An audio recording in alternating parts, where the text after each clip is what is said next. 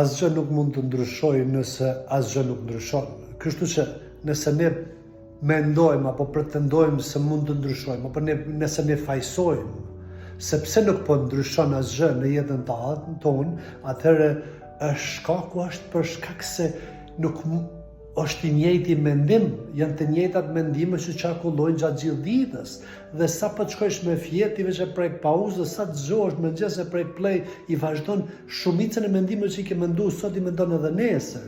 E ato që i mendon nesër, i mendon edhe mas nesër, kështu që mos pret ndryshim kur ti nuk ke ndryshuar asgjë, se për të ndryshuar diçka duhet të ndryshojë diçka.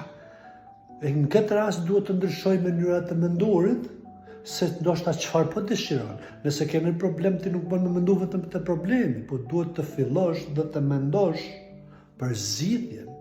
Duhet të mendosh ç'është duket jeta jote pa atë problem. Duhet të mendosh gjithmonë rezultatin përfundimtar pozitiv, apo si thoshin plest. Dynerë e kam pas një jetën e mirë, më ka dalë mirë. Kështu mund të bëhet ndryshimi. Ju falenderit dhe mirupafshim vitit të radhës.